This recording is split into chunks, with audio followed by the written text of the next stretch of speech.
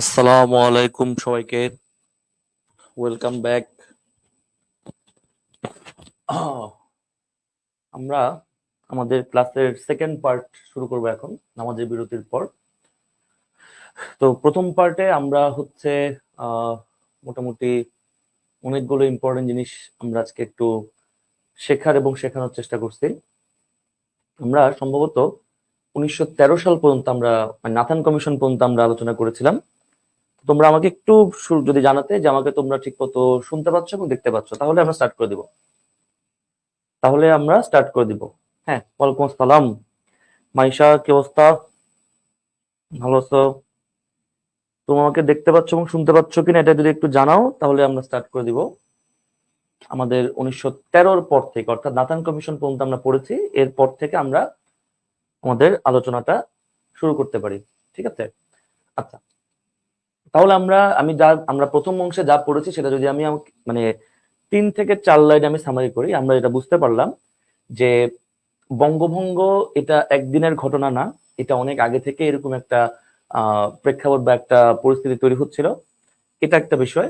Second বিষয়টা হচ্ছে বঙ্গভঙ্গের কারণে ভারতবর্ষে মুসলমান এবং হিন্দুদের ভিতরে একটা দূরত্ব হয়ে গেল, এবং মুসলমানদের রাজনৈতিক নেতৃত্বটা দেওয়া শুরু করলো মুসলিম লীগ, আর হিন্দুদেরকে রাজনৈতিক নেতৃত্বটা দেওয়া শুরু করলো হচ্ছে কংগ্রেস। অর্থাৎ আমরা যদি এতটুকু বুঝতে পারি যে কংগ্রেস আর আরেকটা হচ্ছে মুসলিম লীগ, অর্থাৎ দুটো পক্ষ হয়ে গেল। কংগ্রেস মানেই হয়ে গেল হিন্দু, আর মুসলিম লীগ মানেই হয়ে গেল মুসলমানদের প্রতিনিধি।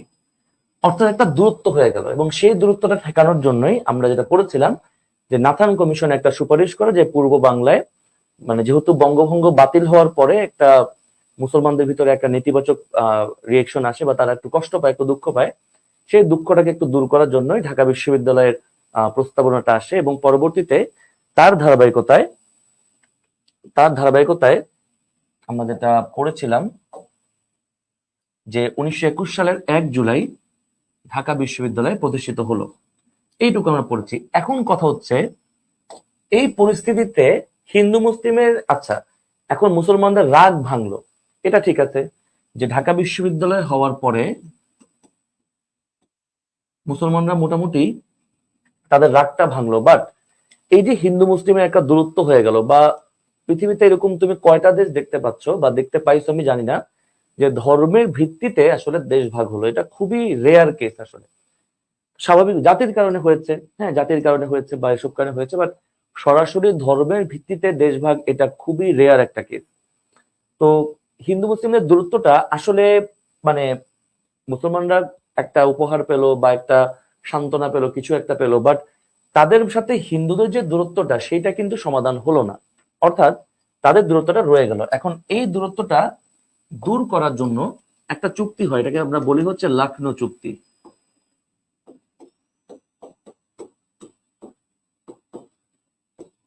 লখনৌ চুক্তি, এটাকে মনে রাখবে, এটাকে বলা হয় ভারতবর্ষে হিন্দু মুসলিম সম্প্রীতি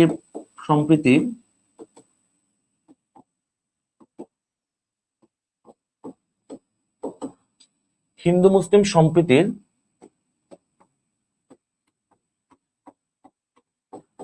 প্রথম উদ্যোগ এই লখনৌ চুক্তিটা। এখন এই লখনৌ চুক্তিটা হয় 1916 সালে। আমি এটা এখানে লিখি, লখনৌ চুক্তিটা হয় 1916 সালে।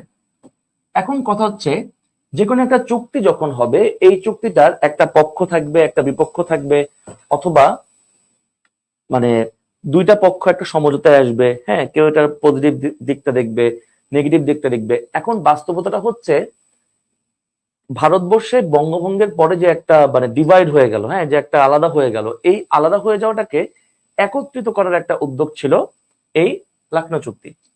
এই লখনৌ চুক্তিটা তাহলে কারা করলো? তাহলে দেখো, যেহেতু হিন্দু আর মুসলিমদের চুক্তি, তার মানে এখানে চুক্তিটা হবে কংগ্রেস এবং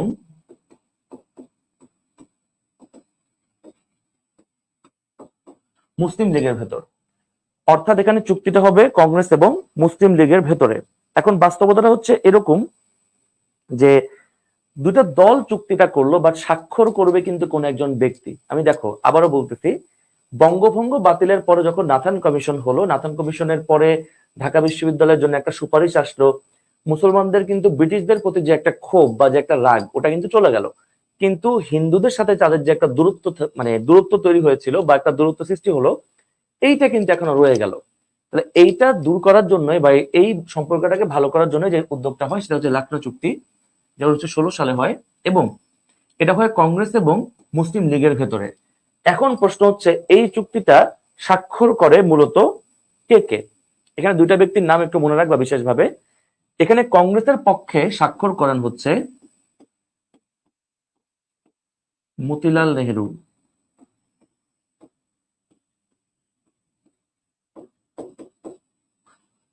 আর মুসলিম লীগের পক্ষে স্বাক্ষর করেন শেরেবাংলা একে ফজলুল হক, শেরেবাংলা একে ফজলুল হক।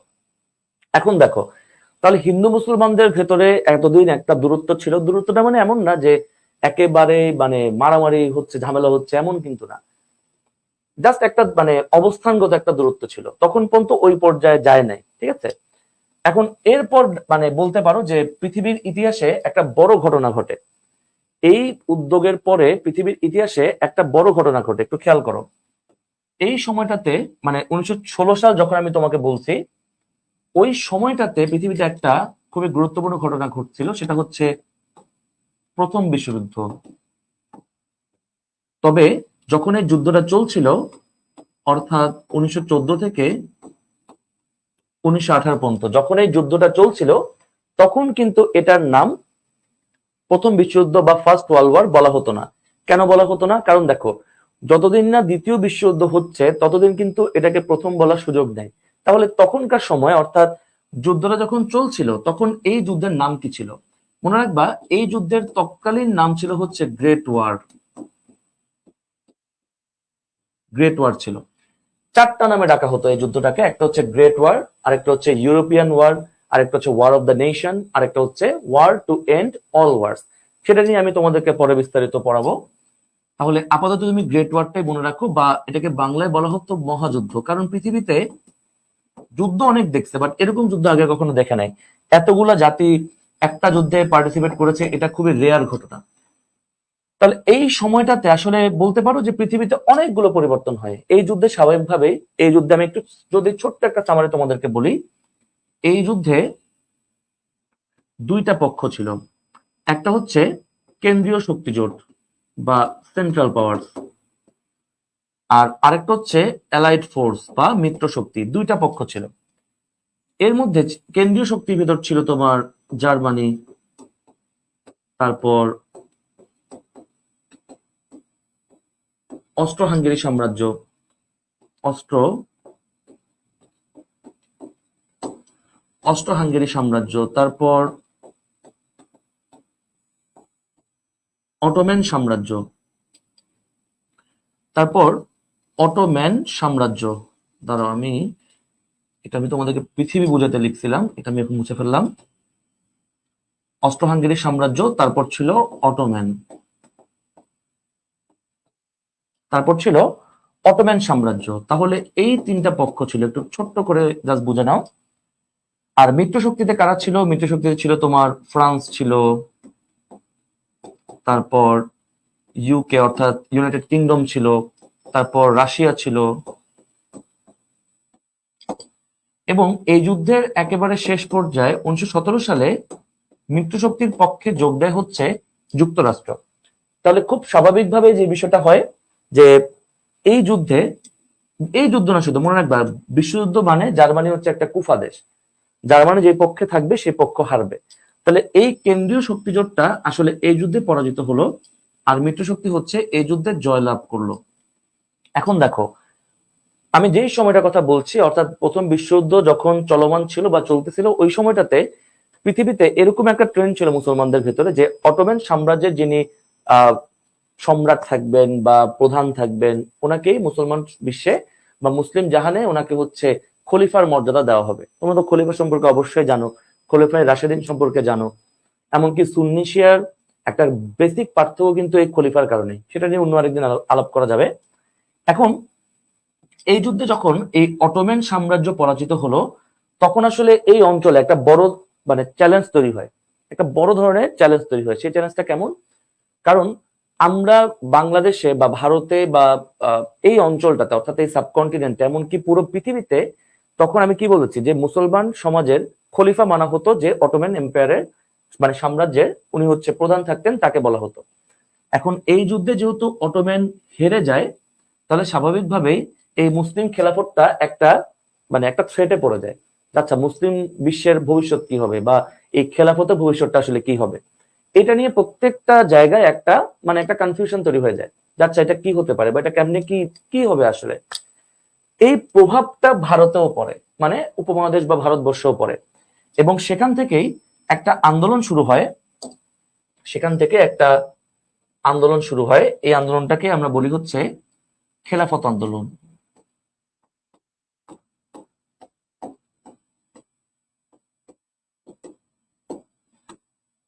খেলাফত আন্দোলন। এখন আমি তোমাকে যদি একটা কথা খুব সহজে বলে দেই, খেলাফত আন্দোলনটা মূলত স্বাধীনতার কোনো আন্দোলন ছিল না, এটা কোনো ব্রিটিশদের পতনের কোনো আন্দোলন ছিল না। এই আন্দোলনটা ছিল মূলত মানে মুসলিম বিশ্বের অখণ্ডতা রক্ষা করা। এই খেলাফত আন্দোলনের মূল কথা ছিল মুসলিম বিশ্বের অখণ্ডতা রক্ষা করা,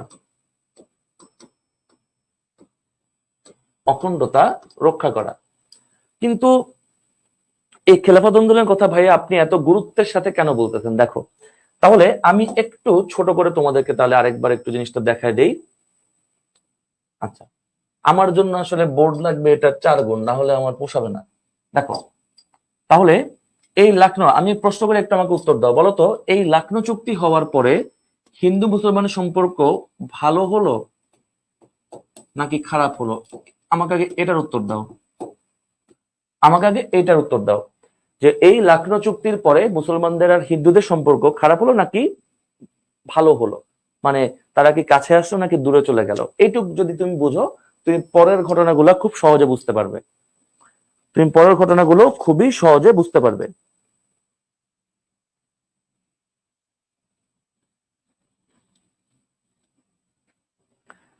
ভালো ছিল নাকি খারাপ ছিল খেলাফত আন্দোলন, যাতে ইংরেজরা খলিফার কিছু না করে? না, ব্যাপারটা আসলে এরকম না, মানে পারপাসটা বলতে পারো। যেমন ধরো, আমি তোমাকে একটা উদাহরণ বলি এখানে।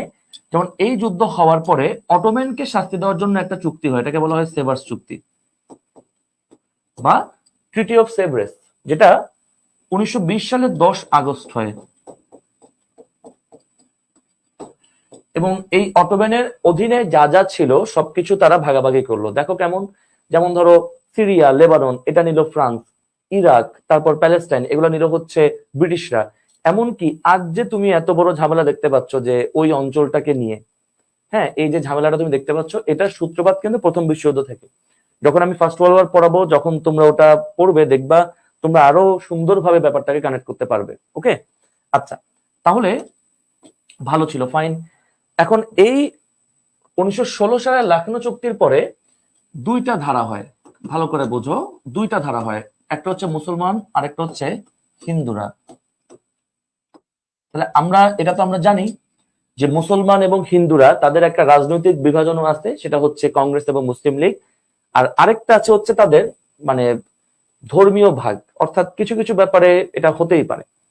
এখন এই 1916 পরবর্তী সময়টাতে, অর্থাৎ 1916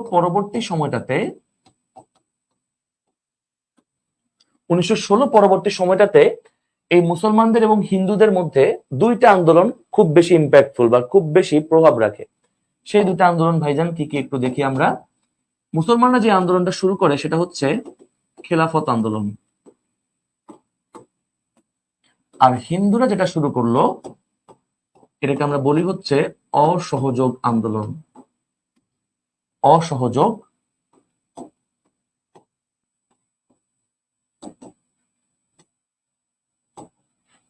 এখন তুমি বলতে পারো যে ভাইয়া খেলাফত আন্দোলনটা তাহলে এটাকে ব্রিটিশ বিরোধী বলা যাবে কিনা? দেখো, এটা সরাসরি বা প্রত্যক্ষ ভাবে এটাকে ব্রিটিশ বিরোধী বলাটা আসলে আমার মনে হয় লজিক্যাল হবে না, বাট কিছু অর্থে এটাকে ব্রিটিশ বিরোধী বলা যেতে পারে।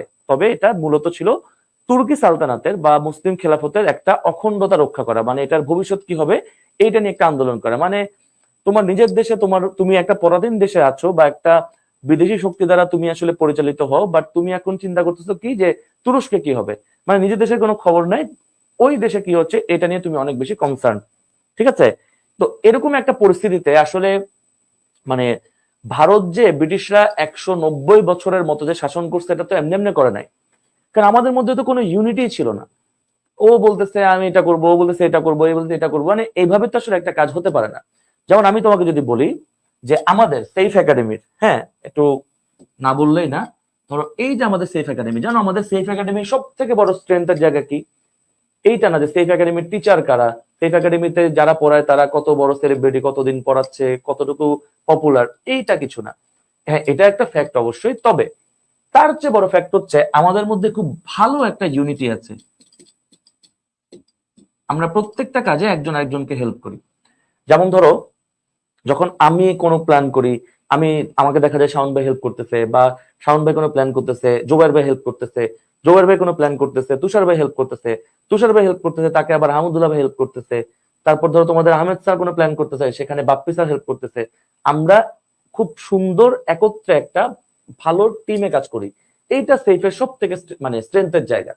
এজন্য আমি বলতে পারি যে তোমরা ইনশাল্লাহ যারা আমাদের সাথে আছো, তোমরা মানে ইনশাল্লাহ তোমরা খুব, বললাম না যে খুব সুন্দর একটা জার্নি তোমাদের কিন্তু হবে বা হচ্ছে, মাত্র তো শুরু হলো। ওকে, এখন এই অসহযোগ আন্দোলনটা প্রেক্ষাপটটা আসলে কি দেখো, এই অসহযোগ আন্দোলনের প্রেক্ষাপটটা কি দেখো। প্রথমত এই অসহযোগ আন্দোলনটা ডাক দেন হচ্ছে গান্ধী, এটা ডাক দেয় হচ্ছে গান্ধী। কথা হচ্ছে কেন দেয়,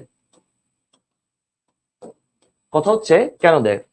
একটা কথা মনে রাখবা সব সময়, তুমি যত বেশি কেন প্রশ্ন করতে শিখবা, কেন হলো, আচ্ছা এমন কেন হলো, এটা কেন হলো, ওটা কেন হলো, তোমার যত বেশি কেন তোমার মাথায় আসবে, তত বেশি তুমি যে কোনো একটা বিষয় সম্পর্কে, সেটা শুধু পড়াশোনা না, যে কোনো জায়গাতে যত বেশি তোমার মধ্যে কেন বা কিভাবে এই প্রশ্নটা তোমার মধ্যে জাগবে, দেখবা তোমার জানার ইচ্ছাটা, তোমার জানার পরিধিটা অনেক অনেক বেড়ে যাবে।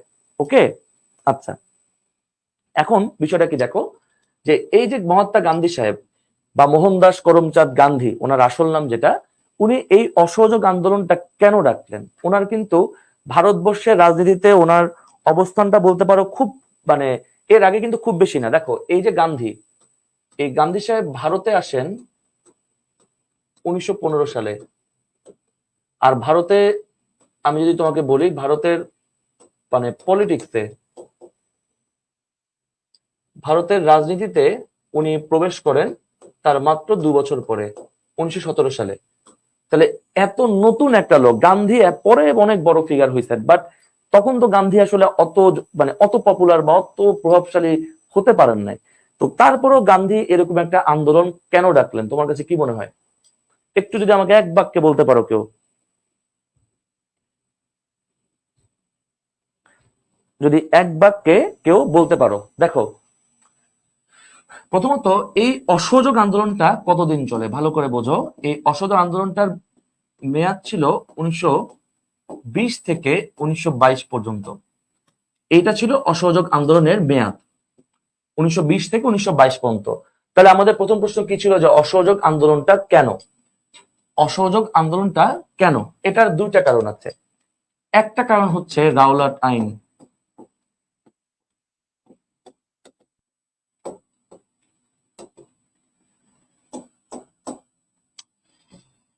ভুট্টা মাঝে মধ্যে এত বেয়াদবি করে।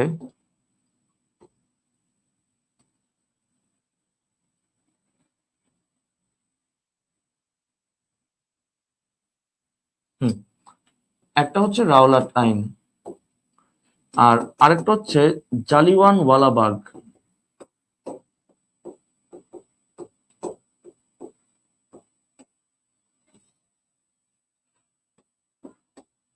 জালিওয়ান ওয়ালাবাগ হত্যাকাণ্ড,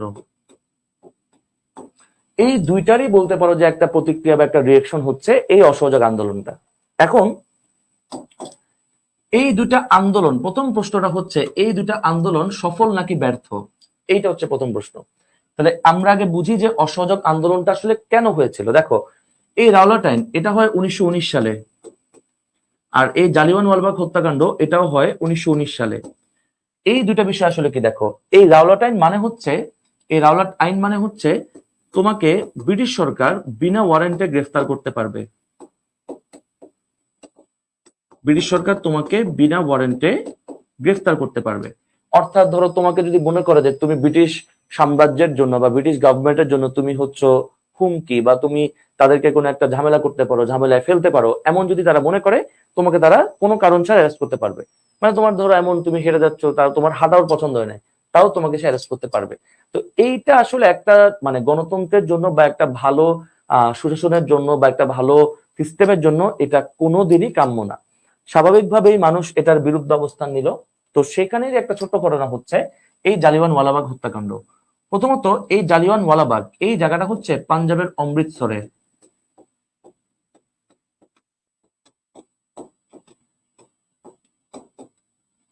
এটা হচ্ছে পাঞ্জাবের অমৃতসরে অবস্থিত, পাঞ্জাবের অমৃতসরে। তো এখানে যেটা হয় আসলে এটা ভাষায় প্রকাশ করার মতো না, যে এটা কতটা মানে একটা নির্লজ্জের মতো কাজ করছে ব্রিটিশরা, এটা আসলে মানে ভাষায় প্রকাশ করার মতো অবস্থা আসলে থাকে না। ঠিক আছে,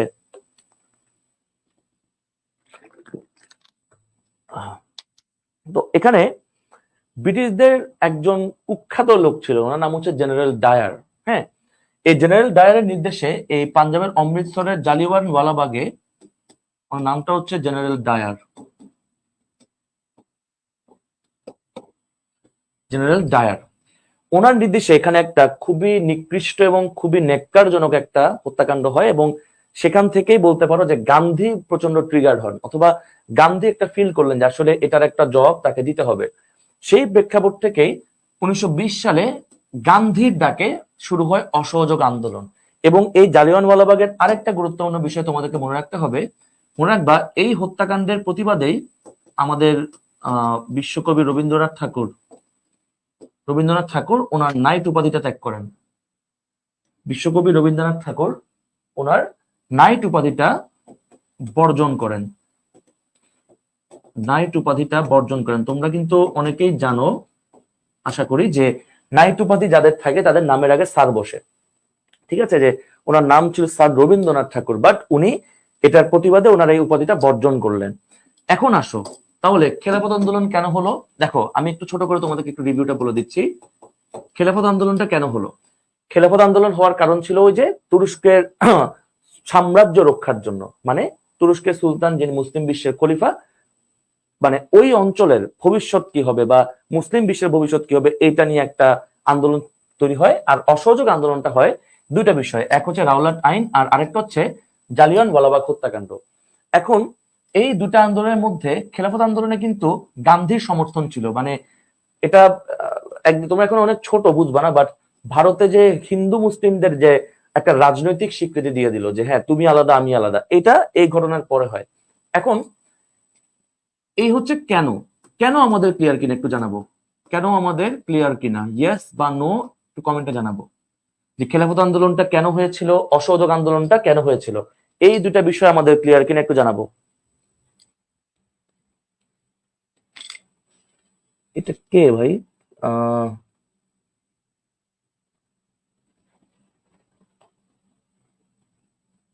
আচ্ছা আচ্ছা ঠিক আছে, একটু জানাবো এই দুটো আমাদের ক্লিয়ার কিনা, একটু জানাবো ভাই। আশা করি ক্লিয়ার, ক্লিয়ার হওয়ার কথা, আমি খুব সহজেই তোমাদেরকে বোঝানোর চেষ্টা করছি। ওকে, হ্যাঁ ক্লিয়ার। এবার হচ্ছে এই আন্দোলন দুইটা সফল নাকি ব্যর্থ এইটা বুঝতে হবে। দেখো প্রথমত খেলাফত আন্দোলনটা এটা বাতিল হলো কিভাবে বা এটা স্থগিত হলো কিভাবে। এটা স্থগিত হওয়ার কারণ দুইটা। এক, যে যখন তোমরা তুরস্কের একজন, তুরস্কের নাম কিন্তু ভালো কথা, তুরস্কের নাম কিন্তু এখন আর তুরস্ক নাই, তুরস্কের নাম কিন্তু এখন হচ্ছে তুর্কিয়ে। তুরস্কের নাম এখন কি? তুরস্কের নাম এখন হচ্ছে তুর্কিয়ে। তো এখানে একটা মানুষের নাম তোমরা একদম ছোটবেলা থেকে অসংখ্যবার হয়তো বা শুনে আসছো বা শুনতে পারো, সেই নামটা হচ্ছে কামাল আতাতুর্ক পাশা।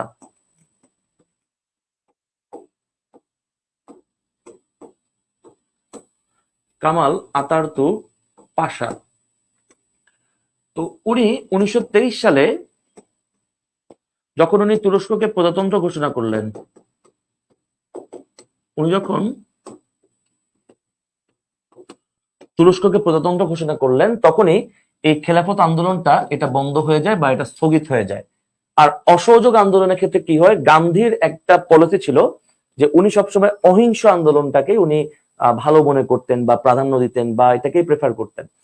তো এই অসহযোগ আন্দোলনটা শেষের দিকে একটু অহিংস থেকে সহিংস হয়ে গেল। এবং গান্ধীর তো পলিসি সিম্পল, মানে গান্ধীর পলিসিটা হচ্ছে এরকম যে ধরো তোমাকে কেউ যদি একটা চর মারে, তুমি মানে একটা মারলে তুমি আরেকটা গাল তুমি তাকে পেতে দিবা, তোমাকে আরেকটা যাতে মারে, এবং পরে যাতে সে সেই অপরাধ বোধে তার ভুলটা বুঝতে পারে। এখন এটা মানে কতটুকু প্র্যাকটিক্যাল বা ইমপ্র্যাকটিক্যাল সেই মানে বিতর্কে আমরা না যাই, বাট যখন এই আন্দোলনটা যখন মানে অসহযোগ আন্দোলনটা যখন সহিংস হয়ে গেল, তখন এই গান্ধী আন্দোলনটা বন্ধ করে দেন। গান্ধী এটাকে স্থগিত করে দেন। তো স্বাভাবিকভাবে এত বড় একটা আন্দোলন যেটা প্রায় ধরো 1920, 21, 22 3 বছর চলতেছিল, এত বড় একটা আন্দোলন একেবারে হঠাৎ করে বন্ধ করে দেওয়াটা অনেকেই ভালোভাবে নিল না। তো এই অনেকের মধ্যে একটা ইম্পর্টেন্ট ফিগারকে দেখো, এই অনেকের মধ্যে একটা ইম্পর্টেন্ট ফিগার হচ্ছে এই যে অসহযোগ আন্দোলনটা যখন স্থগিত হলো তখনই এটা স্থগিত করলো কে? গান্ধী। গান্ধী মানে কংগ্রেস, গান্ধী মানে কংগ্রেস।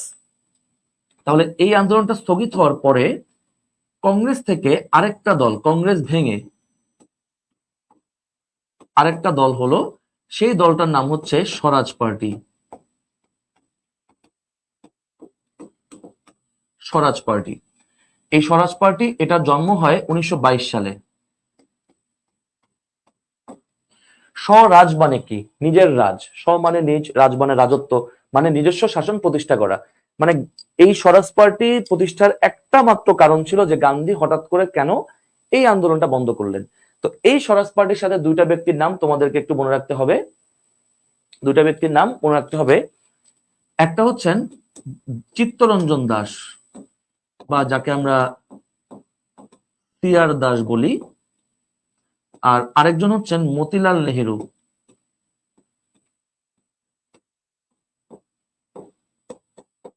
এখন খুব ইন্টারেস্টিং ব্যাপার শুরু হবে, এখন মোটামুটি ইন্টারেস্টিং একটা ব্যাপার শুরু হবে। আচ্ছা, হঠাৎ করে এই অঞ্চলের পুরো ডিজাইন চেঞ্জ হয়ে গেল, কেমনে হয়ে গেল দেখো। তাহলে দেখো ঘটনা কোত্থেকে শুরু হলো। গান্ধী হচ্ছে আন্দোলনটা স্থগিত করলেন। কোন আন্দোলন? অসহযোগ আন্দোলন। এরপর কংগ্রেস ভাঙলো, কংগ্রেস ভেঙে কি হলো? হলো স্বরাজ পার্টি। কবে হলো? 1922 সালে হলো। হওয়ার পরে চিত্তরঞ্জন দাস এবং মতিলাল নেহেরু এই দুই লোক এই দলটা শুরু করলেন। আর চিত্তরঞ্জন দাসের একটা উপাধি আছে, ওনার উপাধি হচ্ছে দেশবন্ধু। যেমন ধরো গান্ধী, গান্ধী যেরকম মহাত্মা, এটা ওনার উপাধি। ওনার আসল নাম কিন্তু মোহনদাস করমচাঁদ গান্ধী, গুজরাটে ওনার জন্ম। আর এই চিত্তরঞ্জন দাসের ওনার উপাধি ছিল হচ্ছে দেশবন্ধু। তো ওনারা মিলে একটা দল গঠন করেন, সেটা হচ্ছে স্বরাজ পার্টি। তো এরপর এই স্বরাজ পার্টি আরেকটা চুক্তির উদ্যোগ দিল, এটাকে আমরা বলি হচ্ছে বেঙ্গল প্যাক্ট। এটাকে আমরা বলি হচ্ছে বেঙ্গল প্যাক্ট। এটা হয় 1923 সালে। এই বেঙ্গল প্যাক্টের আরেকটা নাম আছে, এটাকে বলা হয় সিআর ফর্মুলা। এটাকে বলা হয় সিআর ফর্মুলা। সিআর মানে তো আশা করে তোমরা বুঝছো, সি মানে চিত্ত, আর মানে রঞ্জন, চিত্ত রঞ্জন ফর্মুলা। এখন এই চিত্তরঞ্জন ফর্মুলাটা আসলে কি ছিল, বা এই সিআর দাসের ফর্মুলাটা মেইনলি কি ছিল দেখো। এটা ছিল, বলতে পারো যে এটাও ছিল হিন্দু মুসলমানদের সম্প্রীতির জন্য।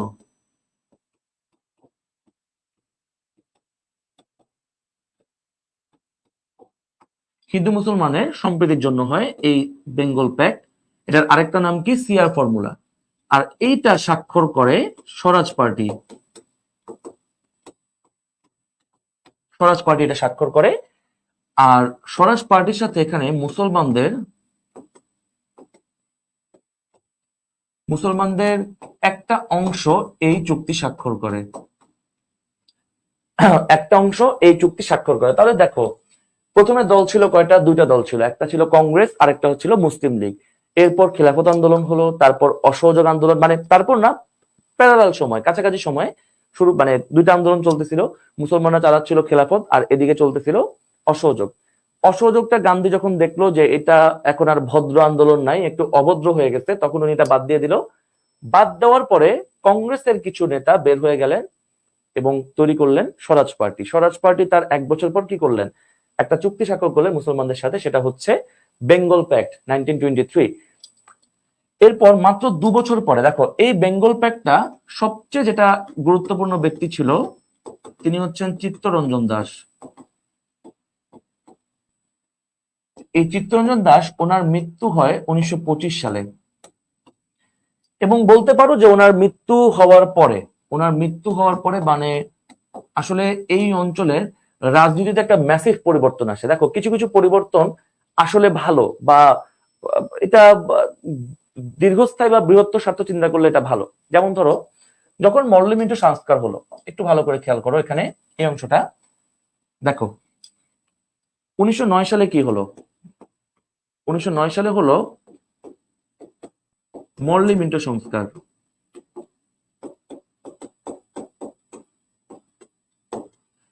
এরপরে 1919-এ কি হলো, 1919-এ হলো মন্টেগু চেমসফোর্ড আইন।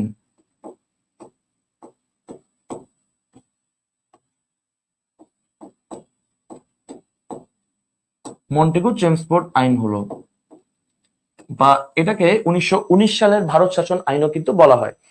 এখানে কিছু প্রপোজাল ছিল যে ভারতের দ্বিকক্ষ বিশিষ্ট আইনসভা হতে পারে, তারপর ভারতে একটা প্রতিনিধিত্বশীল সরকার হতে পারে। তো আসলে ওই সময়টা খুব উত্তাল একটা সময়, কারণ মাত্র ধরো ফার্স্ট মানে বিশ্বযুদ্ধের পরের পরিস্থিতিটা কিন্তু একদম পৃথিবী উলটপালট হয়ে যায়। একটা বলতে পারো যে আমাদের এই অঞ্চলে ভাইয়া প্রভাবটা কতটুকু পড়ছে, খুব ভালো পড়ছে। কারণ মানে আমাদের এই অঞ্চলটা সব সময় সবার নজরে ছিল বিকজ অফ রিসোর্স মানে সম্পদ, এবং আমরা এখনো খুব ইম্পর্টেন্ট একটা জায়গা এই কারণেই সবার দেখবা নজর থাকে, কারণ এখানকার মানুষ খুব পরিশ্রমী, অনেক প্রোডাক্টিভ, এবং এখানে প্রচুর সম্পদ ছিল, এখনো আছে। তার মানে চিন্তা করো আজ থেকে 100 বছর আগে কতটুকু ছিল, আরো বেশি ছিল, যেগুলো পার করে করে আজকে লন্ডন লন্ডন হয়েছে। আজকে তারা একটা যে অভিজাত বা একটা যে এলিট ভাব নেয়, ওটা কোত্থেকে আসছে, তাদের সম্পদ দিয়ে? জীবনেও না।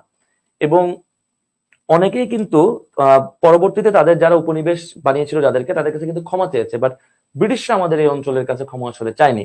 যাক, সেটা ভিন্ন বিষয়। এখন দেখো পরিবর্তনটা কি কি আসে। পরিবর্তনটা আসে এই যে মল্লিমিটি সংস্কারের মাধ্যমে একটা কথা হয় যে মুসলমানদের জন্য পৃথক নির্বাচনের স্বীকৃতি, মুসলমানদের জন্য পৃথক নির্বাচনের স্বীকৃতি আসে।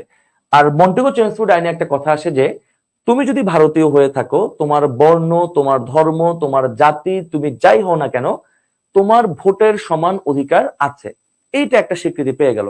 তার মানে কিছু পরিবর্তন ছিল একরকম যে একটু পজিটিভ, আর কিছু পরিবর্তন ছিল আরেক রকম যেটা ছিল একটু নেতিবাচক। যেমন ধরো এই একই ব্রিটিশরা সবার ভোটের স্বীকৃতি দিল, আবার সেই ব্রিটিশরাই চালু করলো রাওলাট আইন, মানে বিনা ওয়ারেন্টে আমি তোমাকে গ্রেফতার করতে পারবো।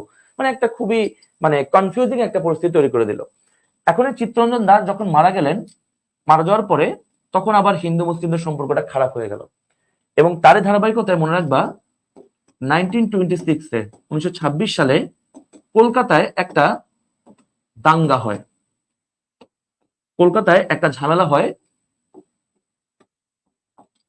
ঝামেলা হয় যেটা বলতে পারো যে এই অঞ্চলের পরিস্থিতি একেবারে উলটপালট করে ফেললো। তাহলে দেখো খেলাফত আন্দোলন গেল, অসহযোগ গেল, তারপর স্বরাজ পার্টি হলো, বেঙ্গল প্যাক্ট হলো, তারপর চিত্তরঞ্জন দাস দুনিয়া থেকে চলে গেলেন। উনি চলে যাওয়ার পর আবার যে লাউ সেই কদু, মানে তাদের সম্পর্কটা আবার আগের মতো হয়ে গেল। অর্থাৎ এই 26-এর ঘটনার পর 3টা পক্ষ হয়ে যায়। 26-এর ঘটনার পরে মনে রাখবা 3টা পক্ষ হয়ে যায়, 3টা পক্ষ হয়ে যায়। 1 নম্বর পক্ষ কারা? ব্রিটিশরা। 2 নম্বর পক্ষ কারা? হিন্দুরা। আর 3 নম্বর পক্ষ হচ্ছে মুসলমানরা। আচ্ছা, এইটুকু বলো যে আমরা একদম শুরু থেকে এখন পর্যন্ত যা যা পড়েছি এটা আমাদের ক্লিয়ার কিনা এবং আমাদের কাছে ইন্টারেস্টিং মনে হচ্ছে কিনা। দেখো কোথা থেকে শুরু হলো, কই একটা দুর্ভিক্ষ ছিল, দুর্ভিক্ষের পরে একটা সুপারিশ আসলো, যে বাংলাকে ভাগ করতে হবে, ভাগ হয়ে গেল, আবার একটা দল হয়ে গেল কংগ্রেস, তারপর ভাগ হওয়ার পর আবার একজন রাগ করে একজন খুশি হয়, সেটা আবার বাতিল হয়ে যায়, আবার একজন রাগ করে আবার খুশি হয়, তারপর একটা ইউনিভার্সিটি হয়ে গেল ঢাকা বিশ্ববিদ্যালয়, তারপর আবার রাগটা ভাঙানোর জন্য চুক্তি হয়ে গেল লখনৌ চুক্তি, তারপর আবার কোথায় তুরস্কে ঝামেলা, সেখানকার প্রভাব আমাদের এই অঞ্চলে পড়লো, সেটা হচ্ছে খেলাফত আন্দোলন, তারপর চালু হলো রাউলাট আইন, তারপর দেখো প্রত্যেকটা ঘটনা দেখতে পাচ্ছ একটা আরেকটাকে কিভাবে তারা ইনফ্লুয়েন্স করতেছে বা প্রভাবিত করতেছে। ইন্টারেস্টিং মনে হচ্ছে কিনা বলো তো কি? ওকে, ঠিক আছে, ওকে, নাইস। এবার আসো আমাদের এখন হচ্ছে মানে বিষয়, এখন এই অঞ্চলে ভবিষ্যৎ কি হবে এটা নিয়ে তো সবাই মানে একটু সন্দেহে পড়ে গেল যে ভাই কি ব্যাপার, আমাদের ভবিষ্যৎ আসলে কি হবে, আমরা কোথায় যাব, আমাদের কি হবে না হবে। এই প্রবলেমটা সমাধান করার জন্য তখন একটা কমিশন হলো, এটাকে বলা হয় সাইমন কমিশন। এটাকে বলা হয় সাইমন কমিশন, এটা হয় 1927 সালে। এখন এটাকে আমরা মানে সাইমন কমিশন নামে যদিও বা বলে থাকি, বাট এটার কিন্তু আরেকটা নাম আছে, এটার আরেকটা নাম আছে, এটাকে বলা হতো অল হোয়াইট কমিশন।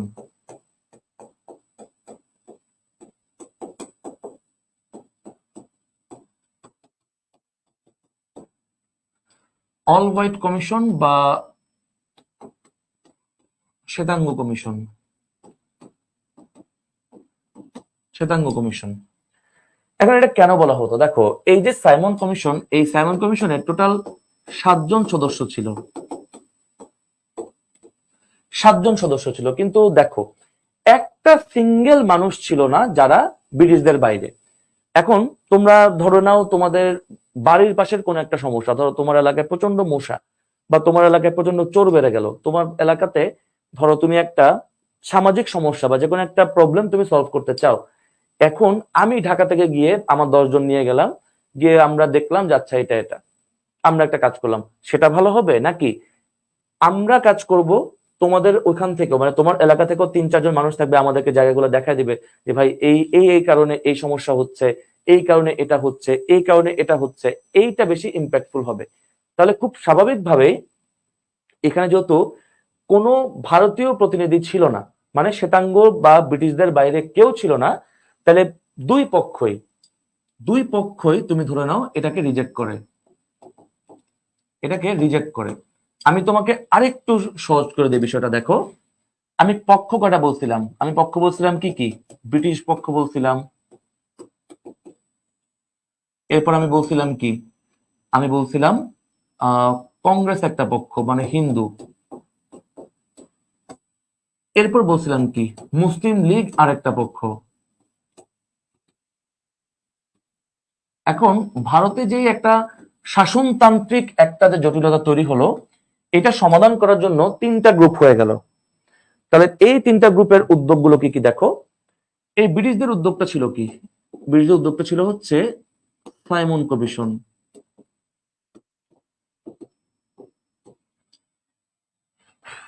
এরপর কংগ্রেসের উদ্যোগ কি ছিল, কংগ্রেসের উদ্যোগ ছিল নেহেরু রিপোর্ট। সাইমন কমিশনের রিপোর্ট মানে রিপোর্ট বা কমিশনকে একেবারে বৃদ্ধাঙ্গুলি মানে বুড়াঙ্গুল দেখায় বললো যে না ভাই তোমাদের সব মানে চুদুর বুদুর আমরা মানতে পারবো না। অর্থাৎ সাইমন কমিশনটা হলো 1927 সালে, আর নেহেরু রিপোর্টটা হলো 1928 সালে। এদিকে মুসলিম লীগ থেকে আবার আরেকটা প্রস্তাব আসে, এবং প্রস্তাবটা কে দেয়, প্রস্তাবটা দেয় মোহাম্মদ আলী জিন্না। আর এই প্রস্তাবটা উনি দেন হচ্ছেন 1929 সালে। তাহলে খুব স্বাভাবিকভাবে এই প্রস্তাবটা 1929 সালে উনি যে প্রস্তাবটা দিলেন, এইটাকে বলা হয় হচ্ছে 14 দফা। এখন দেখো ঝামেলা কি কি, ঝামেলা হচ্ছে দেখো গ্রুপ কয়টা ভাই, গ্রুপ হচ্ছে 3টা, গ্রুপ হচ্ছে 3টা। দেখো একটা হচ্ছে মুসলিম লীগ এক গ্রুপ, কংগ্রেস আরেক গ্রুপ, ব্রিটিশরা আরেক গ্রুপ। এখন এই 3টা গ্রুপকে এক জায়গায় তো করতে হবে, নাহলে তো সমস্যার সমাধান হবে না। ধরো আমরা 3জন ব্যক্তি, ধরো আমি, তারপর তোমাদের শাওন ভাই, তারপর ধরো তোমাদের জুবাইর ভাই, আমরা 3জন। এখন শাওন ভাই বললো আমি মাছ খাবো, আমি বললাম আমি মাংস খাবো, শাওন ভাই বললো আমি সবজি খাবো। এখন বেশি ঝামেলা করলে তো আসলে খাওয়াই হবে না, তাহলে কি করতে হবে, যে কোনো একটা মধ্যম পন্থায় আসতে হবে, মানে একটা নেগোসিয়েশনে আসতে হবে। এখন এইটা ওই সময় বাস্তবতাটা ছিল না। কারণ কেন ছিল না দেখো, ভালো করে দেখলে বুঝতে পারবা। কারণ তার মাত্র কিছুদিন আগেই মানে কংগ্রেস আর মুসলিম লীগ, আমি যদি আরো সহজ করে বলি, কংগ্রেস মানে তখন আমরা কি বুঝি, হিন্দু বুঝি, আর মুসলিম লীগ মানে আমরা কি বুঝি, মুসলিম বুঝি, রাইট? তাহলে এই ওদের সম্পর্ক তো 26-এর ঝামেলার পরে তো খারাপ হয়ে গেছে, তাহলে একই গ্রাউন্ডে তারা কিভাবে আসবে? এখন এইটা নিয়ে ব্রিটিশরা পড়লো একটা ফ্যাসাদে, যারে ভাই কি করা যায়। তখন এই তিনটা পক্ষ, অর্থাৎ ব্রিটিশ, অর্থাৎ কংগ্রেস, অর্থাৎ মুসলিম লীগ, এই তিনটা পক্ষ মিলে সিদ্ধান্ত নিল যে আমরা গোল টেবিল বৈঠক করব।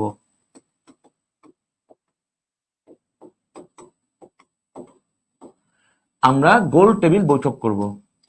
এখন গোল টেবিল বৈঠকটা আমরা কেন করব? যাতে আমরা একটা সমাধানে আসতে পারি, যাতে আমরা একটা এমন কোন সিস্টেমে আসতে পারি যাতে সবার কথার গুরুত্বটা থাকে। এখন এই গোল টেবিল বৈঠক মনে রাখবা, ইতিহাসে মোট 3 বার হয়। ইতিহাসে মোট 3 বার হয়।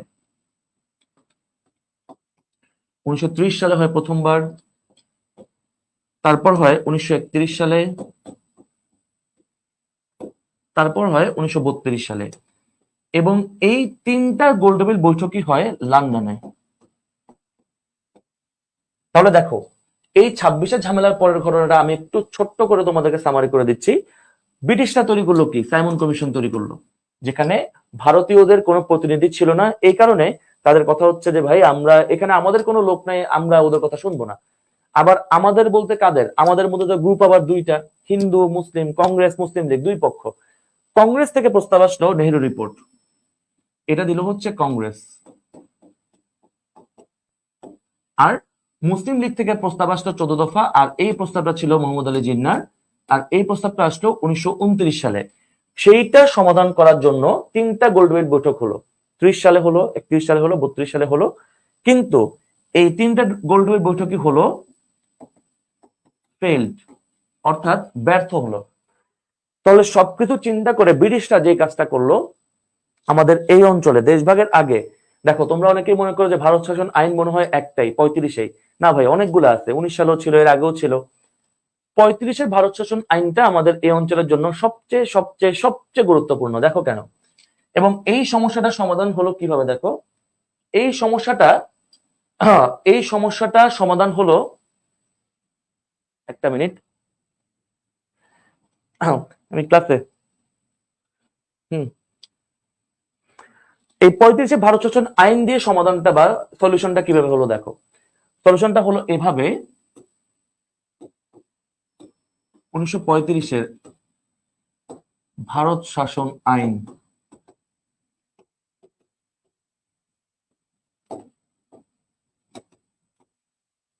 ভারত শাসন আইন, এইখানে বেশ বড় কিছু পরিবর্তন আসে আমাদের এই অঞ্চলের জন্য। দেখো কি কি আসে। নাম্বার 1 যেটা পরিবর্তন আসে সেটা হচ্ছে বিহার এবং উড়িষ্যা নামে দুইটা আলাদা প্রদেশ হবে। বিহার এবং উড়িষ্যা নামে আলাদা প্রদেশ হবে। মানে ঝামেলা কি নিয়ে, প্রশাসন নিয়ে। তো প্রশাসনটা এখন আমরা অন্যরকম ভাবে সাজাবো। এরপর আরেকটা কথা হলো, সেটা হচ্ছে বার্মা। বার্মা হচ্ছে উপমহাদেশ থেকে পৃথক হবে, উপমহাদেশ থেকে পৃথক হবে। এই বার্মাই কিন্তু আজকের মিয়ানমার। মনে রাখবা, এই বার্মা উপমহাদেশ থেকে পৃথক হলো 1935 সালের আইন দিয়ে, তবে তারা স্বাধীন হয় 1948 সালে। তারা ব্রিটিশদের কাছ থেকে স্বাধীন হয় 1948 সালে। আর এই বার্মার নাম, এইটা বার্মা থেকে মিয়ানমার হয়, এটা বার্মা থেকে মিয়ানমার হয় 1989 সালে। এর আগ পর্যন্ত এটাকে আমরা বার্মা নামেই ডাকতাম, বার্মা নামে চিনতাম। তোমরা বার্মিজ আচার খাইছো কখনো, একটু বলো তো। আমরা যখন স্কুলে পড়ি তখন খুব পপুলার ছিল বার্মিজ আচার। আমরা যখন স্কুলে পড়ি তখন এটা 1 টাকায় 2টা পাওয়া যেত। তোমরা খাইছো কিনা, এটা চিনো কিনা বার্মিজ আচার?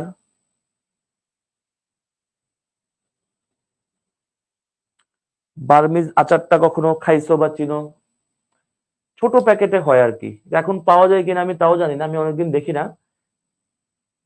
খাওয়ার তো কথা, এটা খুবই মানে জেলা শহর গুলাতে পাওয়া যায় আর কি, ঢাকায় দেখি নাই আমি তেমন একটা, আমার কখনো ওরকম চোখে পড়ে নাই, আমার কখনো ওরকমটা চোখে পড়ে নাই। মানে ছিল এরকম আমাদের ধরো ওই যে এরকম একটা ইসের ভেতরে মানে অনেক এখনকার বাচ্চারা ভাই অনেক পশ ব্যাপার স্যাপার তাদের, আমাদের তো অল্প টাকা দিত, এই অল্প টাকা দিয়ে হচ্ছে যা করা যায় এগুলোই করা যেত আর কি। তো এই যে বার্মিজ আচার, তারপর বার্মিজ স্যান্ডেল, হ্যাঁ এই যে বার্মিজ নামটা কিন্তু তখন থেকে রয়ে গেছে। এখন কিন্তু এটাকে বার্মা নামে, এখনকার এই যারা মোটামুটি ধরো পড়াশোনা করে না তারা বার্মা অনেক নামটা হয়তো বা ভুলে গেছে বা মনেই করে না। এখন নাম কিন্তু মিয়ানমার, ওকে, অনেক নাম কিন্তু চেঞ্জ হয়ে গেছে। তাহলে এই বার্মাটা হচ্ছে আমার এই অঞ্চল থেকে পৃথক হয়ে গেল। এরপর আরেকটা কি হলো এই শাসন আইনে, যে আমাদের এখানে প্রাদেশিক নির্বাচন ব্যবস্থা শুরু হলো, প্রাদেশিক নির্বাচন ব্যবস্থা শুরু হলো, এবং তারই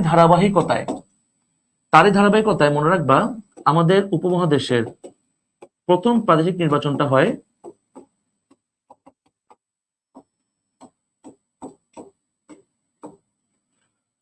প্রথম প্রাদেশিক নির্বাচনটা হয় 1937 সালে, তারই ধারাবাহিকতায়। এখন এই প্রাদেশিক নির্বাচন গেল, তাহলে প্রাদেশিক নির্বাচন ব্যবস্থা যখনই আসলো, তাহলে আইনসভা কি তখন আর এক কক্ষের থাকবে নাকি দুই কক্ষের হবে? দেখো, এক কক্ষ বিশিষ্ট আইনসভা আর দুই কক্ষ বিশিষ্ট আইনসভার মধ্যে পার্থক্য কি এটা তো আমরা জানি। যেমন বাংলাদেশের এক কক্ষ, কেন? কারণ আমাদের কোনো প্রদেশ নেই, কোনো প্রাদেশিক সরকার নেই।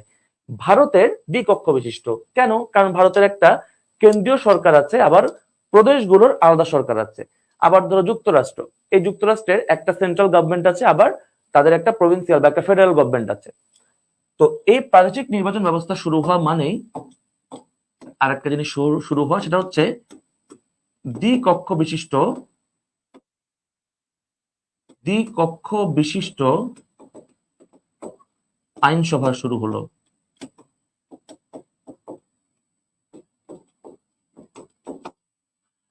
এরপর যেটা চালু হলো সেটাও খুব ইম্পর্টেন্ট, সেটা হচ্ছে আমাদের এই অঞ্চলে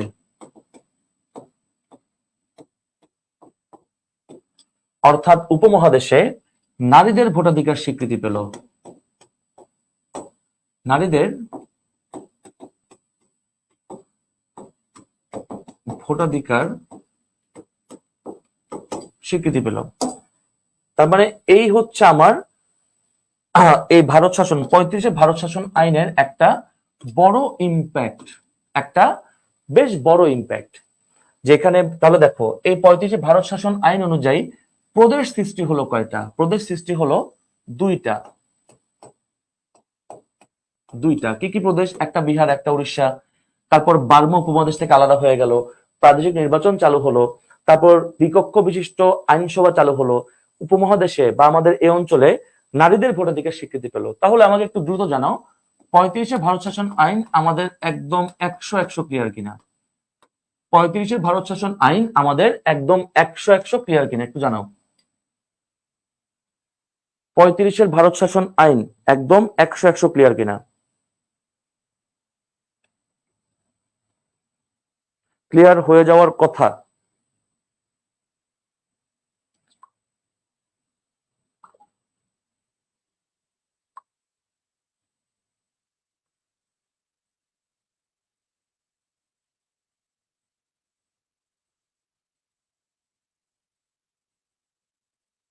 হুম, ওকে, ক্লিয়ার না? ঠিক আছে, এরপর আসো। তাহলে দেখো, যদি পরীক্ষায় প্রশ্ন হয় যে উপমহাদেশে প্রথম প্রাদেশিক নির্বাচন কবে হয়, আমার দুইটা প্রশ্নের উত্তর দাও, দুইটা প্রশ্নের উত্তর দাও। প্রথম প্রশ্ন বলো তো, উপমহাদেশের প্রথম প্রাদেশিক নির্বাচন কত সালে হয়? একটু কমেন্টে জানাও। উপমহাদেশের প্রথম প্রাদেশিক নির্বাচন কত সালে হয়? আমার বিশ্বাস তোমরা এমসিকিউ সিকিউ তোমাদেরকে আজকে যেভাবে আসলে একদম ধরে ধরে শিখাইলাম বা ধরে ধরে পড়াইলাম, আমার বিশ্বাস তোমাদের এইগুলা লেখা কোনো ব্যাপারই হবে না। বরঞ্চ তোমাদের অন্যান্য ক্লাসমেটরা যা লিখবে তোমরা তার চেয়ে বেশি লিখতে পারবা, ওইরকম ইনফরমেশন তোমাদের কাছে এখন আছে 37 সালে। এরপর বলতো বার্মা ব্রিটিশদের কাছ থেকে স্বাধীন কবে হয়? বার্মা ব্রিটিশদের কাছ থেকে স্বাধীন কবে হয়? বার্মা পৃথক হলো 35 সালে। 35 সালে এটা পৃথক হলো, কিন্তু তারা স্বাধীন হলো কবে? স্বাধীন স্বাধীন আল্লাহর হস্তে 35 লিখো না ভাই, 1948, রাইট, 1948। লাস্ট কোয়েশ্চেন, ভারত শাসন আইন আমাদের একদম 100% ক্লিয়ার কিনা? আমার লাস্ট কোয়েশ্চেন, আমার এইটা খুব ইম্পর্টেন্ট, এই ভারত শাসন আইনটা খুবই ইম্পর্টেন্ট, খুবই একদম 100%, কোনো ঝামেলা রাখা যাবে না, যা পড়বো সলিড পড়বো। তুমি যা জানো, তুমি অনেক জানো কিন্তু ভাষা ভাষা জানো লাভ নাই, যা জানো একদম মারমার কাট কাট, একদম সলিড। আমি যেটা জানি ভাই এখান থেকে প্রশ্ন জানি হোক আমি পারবো, সোজা কথা। ক্লিয়ার? Thank you. তাহলে আসো এবার আমাদের কাজ কি? এবার হচ্ছে আমাদের কাজ, এবার আমাদের শেষ 10 বছর অর্থাৎ 1937 থেকে 47, আমি এটা তোমাদেরকে খুব সুন্দর করে শিখিয়ে দিব, সারা জীবন মনে থাকবে।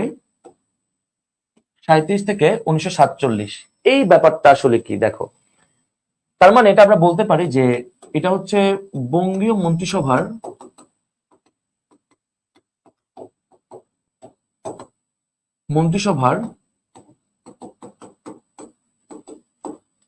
শেষ 10 বছর। এখন এই বঙ্গীয় মন্ত্রিসভার শেষ 10 বছর এটা কি বা কেন বা কিভাবে এটা আমরা বুঝি। এখান থেকে প্রথমত তোমার কনফিউশন কি কি হবে আমি তোমাকে এটা আগেই বলে দিচ্ছি, এটা আমি তোমাকে আগেই বলে দিচ্ছি। তোমার কোনগুলা নিয়ে গিট্টু লাগবে? তোমার গিট্টু লাগবে হচ্ছে, দেখো আমি একটু লিখে দেই, সাধারণত কনফিউশন কি কি নিয়ে হয়, সাধারণত কনফিউশন কি কি নিয়ে হয় এই অংশটা থেকে। আমার 1 নাম্বার কনফিউশন হয় হচ্ছে আমাদের মানে এই দেখো 37-এ বা এই যে 10 বছর, আমাকে একটু আগে এই প্রশ্নের উত্তর দাও, তখন বাংলা কেমন ছিল? বাংলা কি তখন অবিভক্ত নাকি বিভক্ত? একটু কমেন্ট আগে জানাও আমাকে, বাংলা তখন কেমন ছিল? অবিভক্ত হলে 1 লিখো, বিভক্ত হলে 2 লিখো। অর্থাৎ আমি যে সময়টা কথা বলছি 1937 থেকে 1947 পর্যন্ত, এই সময়ে বাংলা কেমন ছিল? তখন কি বাংলা অবিভক্ত নাকি বিভক্ত? অবিভক্ত হলে 1 লিখবো, বিভক্ত হলে আমরা 2 লিখবো।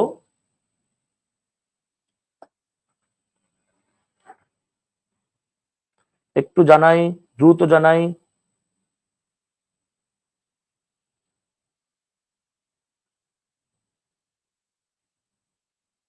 একটু জানাবো ফার্স্ট, হ্যাঁ একটু ফার্স্ট জানাবো।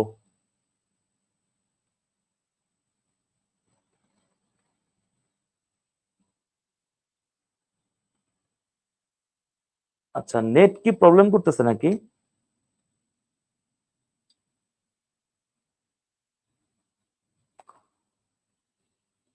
তোমরা কি দেখতে পাচ্ছ আমাকে? একটু জানাও, তোমরা কি আমাকে দেখতে পাচ্ছ? আমার এখানে একটু লোডিং দেখাচ্ছে, একটু দেখা গেলে ইয়েস বা ওকে কিছু একটা লিখলেই হবে।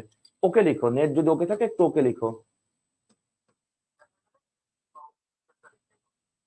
আচ্ছা, আমার মনে হয় ঠিক হয়ে গেছে, আমার মনে হয় ঠিক হয়ে গেছে, ঠিক হয়ে গেছে আই গেস।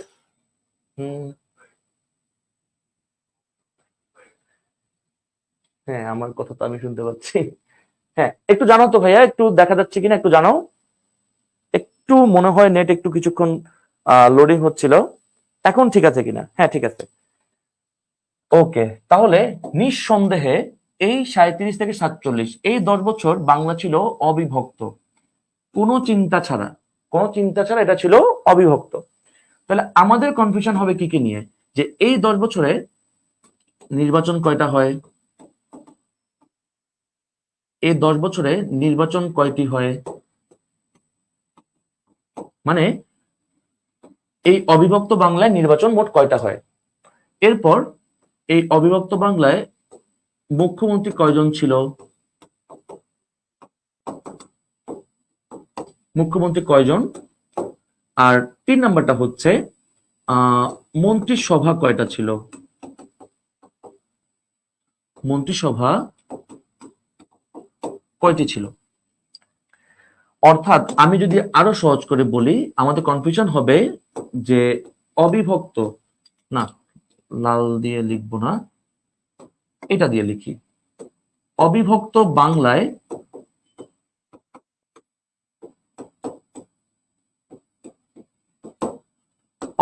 বাংলায় মোট নির্বাচন কয়টা হয়, মুখ্যমন্ত্রী কয়জন ছিল এবং মন্ত্রিসভা কয়টি ছিল?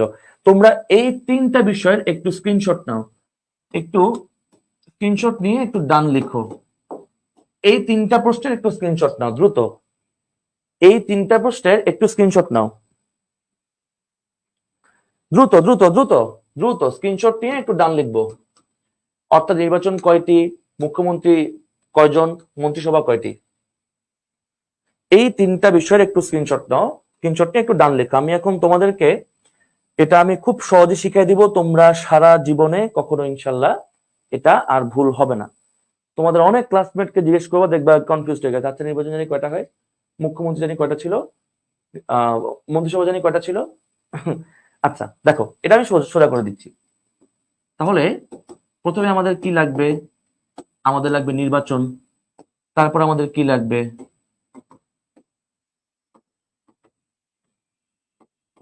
মুখ্যমন্ত্রী। তারপর আমাদের কি লাগবে? আমাদের তারপর লাগবে মন্ত্রিসভা। ওকে, আচ্ছা এইখানটা একটু ভালো করে বুঝো, এই অংশটুকু একটু ভালো করে বুঝো। প্রথমত আমাদের এই অবিভক্ত বাংলায়, এই যে অবিভক্ত বাংলা, এই অবিভক্ত বাংলায় নির্বাচন হয় মোট 2বার। মুখ্যমন্ত্রী ছিলেন আমাদের 3জন, আর মন্ত্রিসভা হয় আমাদের 4টি। এখন তুমি বলতে পারো যে ভাইয়া আমার তো মাথা ঘুরাচ্ছে, বা আমি তো বুঝে উঠতে পারলাম না, এটা কেমনে সম্ভব? নির্বাচন যদি 2টা হয় তাহলে মুখ্যমন্ত্রী 3টা হলো কেমনে? মুখ্যমন্ত্রী যদি 3টা হয়, মানে 3জন হয়, তাহলে মন্ত্রিসভা কেন 4টা হবে? আগে আমাকে জানো, এই 3টা তোমরা খাতায় তুলছো কিনা?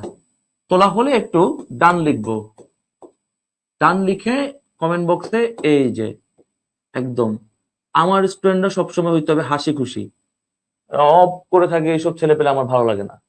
পড়বো, শিখবো, হাসবো, দুষ্টামি করবো, সব করবো, সব করতে হবে। পড়তে পড়তে সই দেখলাম আল্লাহ আমার কত পড়া বাকি, এইগুলো আমার ভালো লাগে না।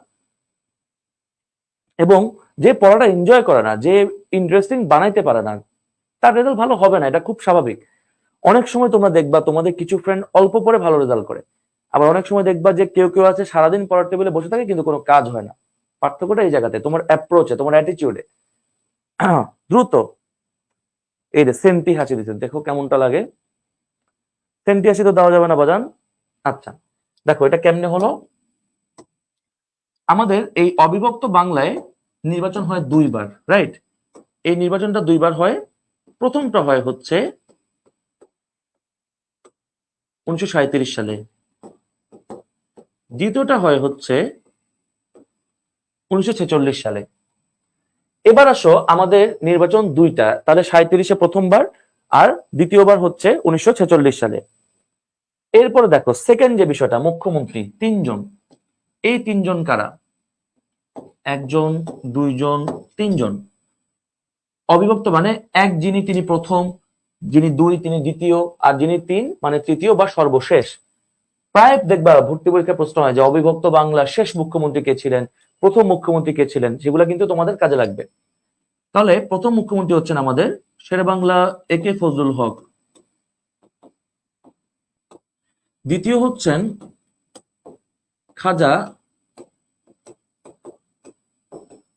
নাজিম উদ্দিন, আর তৃতীয় হচ্ছেন আমাদের হোসেন শহীদ সোহরাওয়ার্দী, বঙ্গবন্ধু শেখ মুজিবুর রহমানের রাজনৈতিক গুরু, তোমরা যারা অসমাপ্ত আত্মজীবনী পড়েছো দেখবা যে শহীদ সাহেব, এই শহীদ সাহেব মানে কিন্তু সোহরাওয়ার্দী।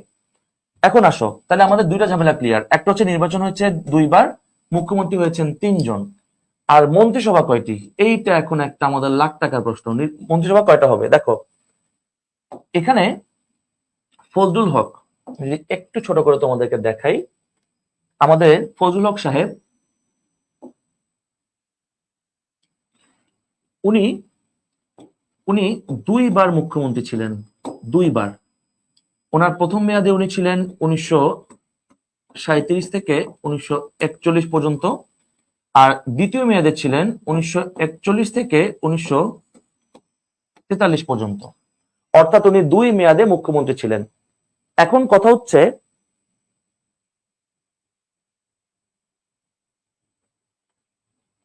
হ্যাঁ, এখন কথা হচ্ছে এই যে উনি 2বার মুখ্যমন্ত্রী ছিলেন, মানে 2 মেয়াদে বা 2বার মুখ্যমন্ত্রী হন, সেটা উনি কিভাবে হন? উনি যে 2বার মুখ্যমন্ত্রী হন, এইটা উনি কিভাবে হন? নেটটা এখন ঝামেলা করতেছে, এটা কোনো কথা? আচ্ছা, তাহলে একটা হচ্ছে 1937 থেকে 1941 পর্যন্ত প্রথম মেয়াদে, আর দ্বিতীয় মেয়াদে ছিলেন উনি 1941 থেকে 1943 পর্যন্ত। 2 মেয়াদে ছিলেন। এখন তোমাদের মনে একটা প্রশ্ন আসতে পারে যে ভাইয়া বুঝলাম যে উনি 2 মেয়াদে ছিলেন দেখে মন্ত্রিসভা 4টা, উনি 2 মেয়াদে ছিলেন দেখে মন্ত্রিসভা 4টা, বাট হ্যাঁ, বাট আমাদের এই মন্ত্রিসভার ক্ষেত্রে আমরা এই ঝামেলা বুঝলাম, বাট নির্বাচন কেন 2টা? তাহলে এখানে অন্য কোনো ঝামেলা আছে কিনা দেখো। এই যে 1943 সালে 1943-তে তখন কিন্তু দ্বিতীয় বিশ্বযুদ্ধ চলে। তোমরা অনেকেই জানো যে আমাদের সেকেন্ড ওয়ার্ল্ড ওয়ারটা চলে হচ্ছে 1939 সালের 1 সেপ্টেম্বর থেকে 1945 সালের 2 সেপ্টেম্বর পর্যন্ত। ওই সময়টাতে 1943 সাল মানে বিশ্বযুদ্ধ খুব তুঙ্গে, তখন উত্তাল অবস্থা। ওই সময়টাতে খেয়াল করে দেখো, এই সময়টাতে আমাদের বর্তমানে পৃথিবীর অন্যতম ভদ্র দেশ বা ভদ্র রাষ্ট্র জাপান হচ্ছে এই বিশ্বযুদ্ধে, তোমরা জানো যে 2টা পক্ষ ছিল, একটা ছিল অ্যাক্সিস পাওয়ার বা অক্ষ শক্তি, আর একটা ছিল অ্যালায়েড ফোর্স বা মিত্র শক্তি। এই জাপান হচ্ছে বার্মাকে দখল করে, এবং বার্মাকে দখল করার ফলে ফজলুল হক তার মন্ত্রিত্ব হারায়। অর্থাৎ ফজলুল হক সাহেব ওনার মন্ত্রিত্ব বাম্বু খেয়ে যায় বা বাঁশ খেয়ে যায়। এখন ভাইয়া একটু তো আমার ডাউট লাগতেছে। কেন ডাউট লাগতেছে? কারণ জাপান দখল করলো বার্মা দখল করার কারণে মন্ত্রিত্ব চলে গেল ফজলুল হকের। হিসাবটা একটু মিললো না, মিলাই দিচ্ছি, সমস্যা নেই। দেখো, জাপান বার্মা দখল করার আগে তোমাকে যেটা জানতে হবে, আমরা ওই সময়টাতে বার্মা থেকে আমরা তখন চাল আমদানি করতাম। আমরা ওই সময় বার্মা থেকে আমরা চাল ইম্পোর্ট করতাম। এখন এই ইম্পোর্টের ক্ষেত্রে একটা বিষয় হচ্ছে, যেহেতু আমরা বার্মা থেকে চাল আমদানি করতাম, তাই বার্মার উপর আঘাত আসলে এটা আমাদের উপরে মানে পরোক্ষভাবে আমাদেরকে আসলে এটা ভোগাবে বা একটা ক্ষতিগ্রস্ত করবে। জাপান যখন বার্মাকে আঘাত করার পরে, দখল করার পরে বার্মার সকল চালের গুদামে তারা আগুন দিয়ে দেয়। এবং যেহেতু আমরা ওই সময় বার্মা থেকে চাল আমদানি করতাম, তাই ওখানে চালের গুদামে আগুন মানে আমার এই জায়গায় দুর্ভিক্ষ, এবং সেটাকেই কিন্তু আমরা ইতিহাসে বলি 43-এর মনন্তর বা 43-এর দুর্ভিক্ষ। এবং এটার কারণে একটা কমিশন গঠিত হয়। এটার কারণে 1943 সালে একটা দুর্ভিক্ষ হয়, এবং এই দুর্ভিক্ষের জন্য একটা কমিশন গঠিত হয়। এটাকে বলা হয় উডহেড কমিশন। আমি অন্য কালারে লিখতে চাই, এটাকে বলা হয় উডহেড কমিশন। উডহেড কমিশন বলতে একটা কমিশন ছিল, এবং এই উডহেড কমিশন দায়ী করলো ফজলুল হক সাহেবকে। এই উডহেড কমিশনটা এটার দায় দিল ফজলুল হক সাহেবকে। এই কারণেই উনি 43-এ ওনার মন্ত্রিত্ব হারান এবং ক্ষমতায় চলে আসেন খাজা নাজিমুদ্দিন। অর্থাৎ এই খাজা নাজিমুদ্দিন সাহেবের মেয়াদ ছিল, খেয়াল করো, এই নাজিমুদ্দিন সাহেবের মেয়াদ ছিল 1943 থেকে 1945 পর্যন্ত। তার মানে দেখো, আমি তোমাদেরকে আবারও বলতেছি, পৃথিবীতে কখনো কোনো বিচ্ছিন্ন ঘটনা ঘটে না। অর্থাৎ অর্থাৎ খুব ভালো করে বুঝে নাও, জাপান যদি বার্মাকে দখল না করত, চালের গুদামে আগুন না দিত, তাহলে খুব অবভিয়াসলি আমাদের এই অঞ্চলে দুর্ভিক্ষ হতো না। দুর্ভিক্ষ যদি না হতো তাহলে কিন্তু ফজলুল হক ওনার মন্ত্রিত্ব হারাতেন না। ফজলুল হক ওনার মন্ত্রিত্ব না হারালে খাজা নাজিমুদ্দিন নির্বাচন ছাড়া মুখ্যমন্ত্রী হতে পারতেন না। এবং পরবর্তীতে যখন 46 সালে নির্বাচন হলো, তখন ক্ষমতায় আসেন সোহরাওয়ার্দী সাহেব। অর্থাৎ ওনার মেয়াদ ছিল 1946 থেকে 1947 পর্যন্ত। এবং এখানে মনে রাখবে একটা বিষয়, এই যে মুখ্যমন্ত্রী যে তিনজন আছেন আমাদের, হ্যাঁ, বাংলাদেশের নামটা বাংলাদেশ কবে হয় এটা কি জানি আমরা? একটু আমাকে কমেন্টে হ্যাঁ বা নাতে জানাও। আমাদের বাংলাদেশের নামটা বাংলাদেশ কবে হয় এটাকে আমরা জানি? ইয়েস বা নো একটু লিখবো।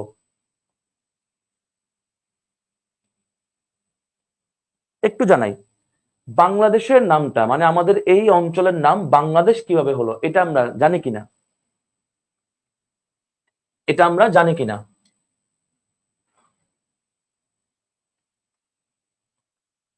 হ্যাঁ বা না, ইয়েস অর নো, কিছু একটা আমরা লিখবো। যদি জেনে থাকো তো ভালো, না জেনে থাকলে তো আমি আছি, চিন্তার কোনো কারণ নাই। এটা আমরা জানি কিনা?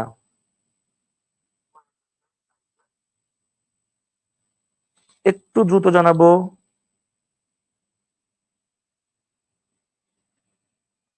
আচ্ছা, জানি না।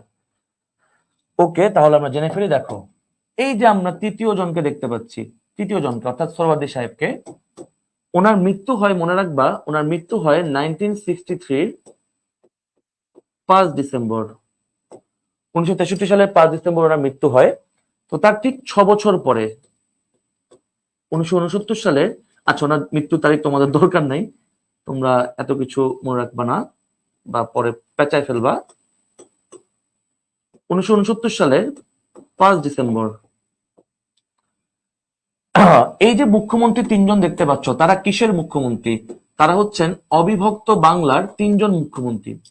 এই তিনজন মুখ্যমন্ত্রীর কবর কিন্তু আমাদের ঢাকা বিশ্ববিদ্যালয়। এই তিনজন মুখ্যমন্ত্রীর কবর কিন্তু আমাদের ঢাকা বিশ্ববিদ্যালয়। এবং এই ঢাকা বিশ্ববিদ্যালয়ে এই তিনজনের যে কবরটা, এটা তোমরা দেখতে পাবে এভাবে। ধরো তোমরা শাহবাগ টিএসসি থেকে তোমরা যখন কার্জন হলের দিকে যাবা, মানে এভাবে আগাবা, দেখবা যে মাঝে এখন একটা মেট্রো রেল স্টেশন আছে। তারপর একটু সামনে গেলেই তোমরা দেখতে পাবা পাশে হচ্ছে সোহরাওয়ার্দী উদ্যানের গেট, এই পাশে হচ্ছে বাংলা একাডেমি, তারপর এখানে আরেকটা কি জানি ছিল, পরমাণু শক্তি কেন্দ্র সম্ভবত। তারপর আরেকটু সামনে গেলে তোমরা দেখতে পাবা যে এই পারে হচ্ছে তিন নেতার মাজার, মানে এই তিনজনের কবর। ঢাকা বিশ্ববিদ্যালয়ের একটা মানে ভাস্কর্য আছে বা একটা স্থাপত্য আছে, এটাকে বলা হয় এই তিনজনের কবরটা ঢাকা বিশ্ববিদ্যালয়, যেটাকে বলা হয় তিন নেতার মাজার। তো এই তিন নেতার মাজারের মধ্যে সোহরাওয়ার্দী সাহেবের কথাটা আমি বিশেষভাবে এই কারণেই বলবো যে বঙ্গবন্ধু রাজনৈতিক ভাবে সোহরাওয়ার্দী সাহেবকে খুব সম্মান করতেন, খুব মানতেন। ওনাকে মানে বলা যায় যে বঙ্গবন্ধুকে তৈরি করার পেছনে যাদের খুব অবদান, তার মধ্যে কিন্তু সোহরাওয়ার্দী সাহেব একজন। সোহরাওয়ার্দী সাহেবের মৃত্যুবার্ষিকীতে স্বাভাবিকভাবে বঙ্গবন্ধু সেখানে গেলেন। কবে গেলেন? বঙ্গবন্ধু সেখানে গেলেন 1969 সালের 5 ডিসেম্বর। কোথায় গেলেন? ঢাকা বিশ্ববিদ্যালয়ে গেলেন। ঢাকা বিশ্ববিদ্যালয়ের কোথায় গেলেন? ঢাকা বিশ্ববিদ্যালয়ে উনি গেলেন হচ্ছে এই জায়গায়, অর্থাৎ তিন নেতার মাজারে। এবং এই 1969 সালের 5 ডিসেম্বর ঢাকা বিশ্ববিদ্যালয়ের তিন নেতার মাজারে দাঁড়িয়ে, মানে দাঁড়িয়ে না, ওখান থেকে বের হয়ে বঙ্গবন্ধু আমাদের এই অঞ্চলের নাম, মানে এই ভূখণ্ডের নাম ঘোষণা করলেন বাংলাদেশ। তাহলে যদি কখনো পরীক্ষায় প্রশ্ন হয় যে বাংলাদেশ নামটি কে রাখেন, উত্তর কে? বঙ্গবন্ধু। বঙ্গবন্ধু বাংলাদেশ নামটি কবে রাখেন? তাহলে 1969 সালের 5 ডিসেম্বর। যদি পরীক্ষায় প্রশ্ন হয় যে বঙ্গবন্ধু বাংলাদেশ নামকরণটা কোথায় করেন? ঢাকা বিশ্ববিদ্যালয়। ঢাকা বিশ্ববিদ্যালয় কোথায়? এই তিন নেতার মাজারে। তাহলে আমি তিনটা কথা বললাম: এক, কবে? 1969 সালের 5 ডিসেম্বর। দুই, কোথায়? তিন নেতার মাজারে। তিন হচ্ছে কে? তিন হচ্ছে বঙ্গবন্ধু। তিন হচ্ছে বঙ্গবন্ধু। তাহলে বাংলাদেশ নামটি কে রাখেন? বঙ্গবন্ধু। কবে রাখেন? 69 সালের 5 ডিসেম্বর। কোথায় রাখেন? ঢাকা বিশ্ববিদ্যালয় বা তিন নেতার মাজারে। তাহলে আমাকে এখন একটু জানাও যে বঙ্গীয় মন্ত্রিসভার যে শেষ 10 বছর, এইটা আমাদের 100% ক্লিয়ার কিনা একদম। এরপর আমি তোমাদেরকে মাত্র 5টা প্রশ্ন করব, যদি তুমি পারো। আমি চ্যালেঞ্জ দিলাম তোমাকে, এই জায়গা থেকে প্রশ্ন করে আটকাবে এমন ব্যক্তির জন্ম বাংলাদেশে হয় নাই। চ্যালেঞ্জ, একদম ওপেন চ্যালেঞ্জ, যদি তোমার 100% ক্লিয়ার হয়ে থাকে। ওকে, বলছিলাম 1969, সরি আমি দেখি নাই, ভয় ডিলেট দিছি। না আমি ভাই, আমার কেউ ভয়ই পায় না, কি বলো, আমি তো খুবই নিরীহ মানুষ, হাসি খুশি মানুষ। অনলাইন ক্লাস দেখে হয়তো ভাবে বুঝতেছে না।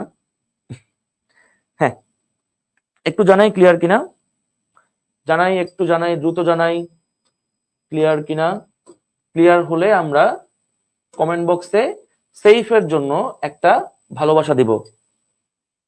তারপর আমি 5টা প্রশ্ন করব, 5টা প্রশ্ন করব, মাত্র 5টা, এখান থেকে 5টা প্রশ্ন করব, এবং আমার বিশ্বাস তোমরা 5টাই পারবা, আমার বিশ্বাস 5টাই পারবা। তবে প্রশ্ন করার আগে আমি জানতে চাই, আমরা কমেন্ট বক্সে একটা সেফের জন্য আমরা একটু কমেন্ট বক্সে সেফ লিখবো, সেফ, তোমাদের ভালোবাসার আমাদের ভালোবাসার safe, safe academy, safe, safe লিখতে হবে, সেফ না লিখতে তো ভাই পড়াবো না।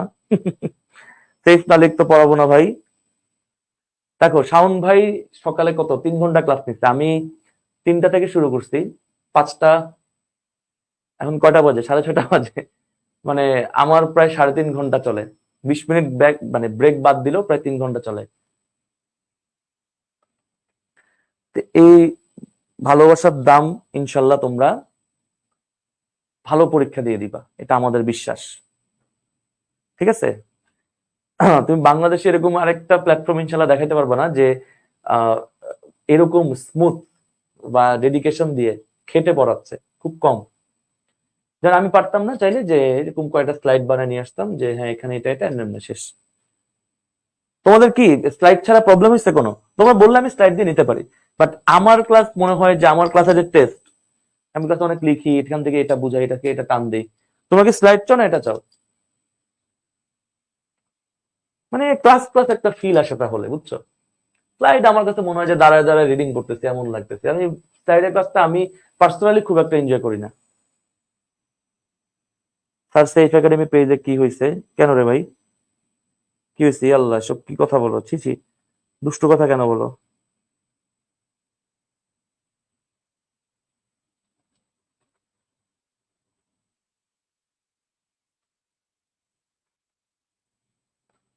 বলো, তোমরা স্লাইড চাইলে স্লাইড করতে পারে, স্লাইড করাটা কোনো সমস্যা না, আমার নিজের বই আছে, বই থেকে তো দিতেই পারি, বাট আমার কাছে মনে হয় আমার ক্লাসের অ্যাকচুয়াল টেস্টটা আসলে স্লাইডে পাবা না। আচ্ছা, ওকে, রেডি? তাহলে আমরা রেডি কিনা? 5টা কোশ্চেন করবো, মাত্র 5টা, জাস্ট এখান থেকে আমি মাত্র 5টা প্রশ্ন করব। রেডি হলে একটু রেডি লিখবো, জাস্ট মাগরিবের টাইমও হয়ে যাচ্ছে, আমাদের ক্লাস শেষ করতে হবে, আবার 8টায় তোমাদের মানে আমার জবের ক্লাস, আমাকে একটু তোমাদের ছুটি দিতে হবে তাড়াতাড়ি। রেডি কিনা? হুম, রেডি? আচ্ছা, হপ, সেফ একাডেমি আমি মাত্র দেখছি, এই যে মাত্র দেখছি।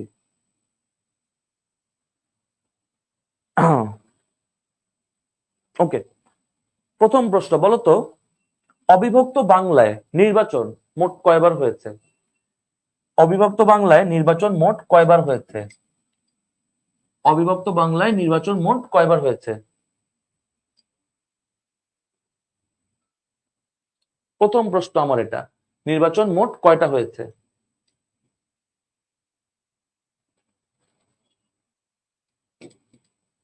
অবিভক্ত বাংলায় নির্বাচন মোট কয়টা হয়েছে?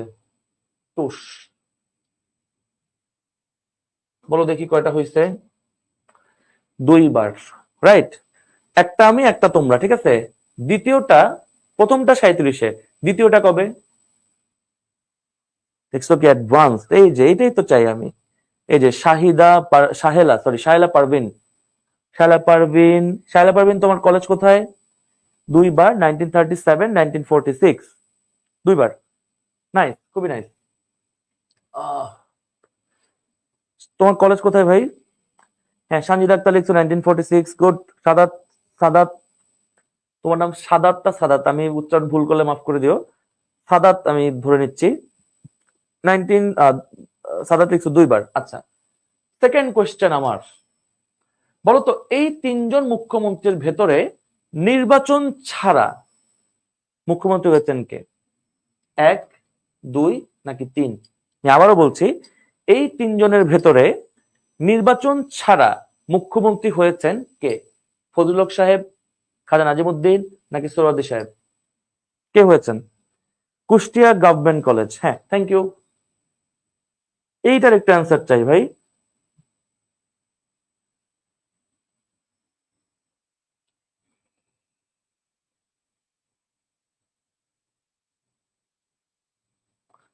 খাজা নাজিমুদ্দিন। ওকে, তাহলে নির্বাচন ছাড়া হয়েছেন খাজা নাজিমুদ্দিন। বলতো দ্বিতীয় বিশ্বযুদ্ধের সময় বার্মাকে কোন দেশ দখল করেছিল? দ্বিতীয় বিশ্বযুদ্ধের সময় বার্মাকে কোন দেশ দখল করেছিল? Option A China, option B Noakhali, option C Barisal, option D Uganda, option E, option E কি দিব? অপশন ই নাই, চারটাই। বার্মাকে দ্বিতীয় বিশ্বযুদ্ধের সময় কোন দেশ দখল করে?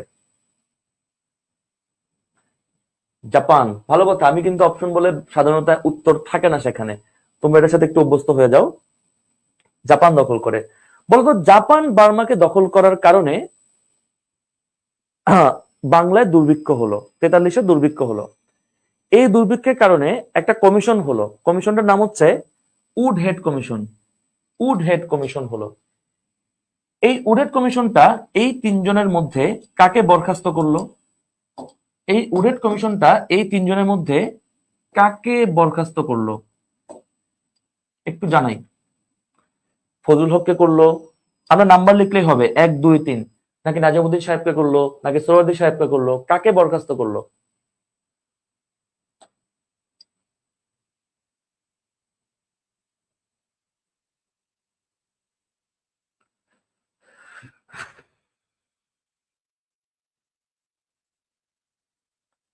কাকে বরখাস্ত করলো ভাই? হ্যাঁ, ফজলুল হক বা শের বাংলা।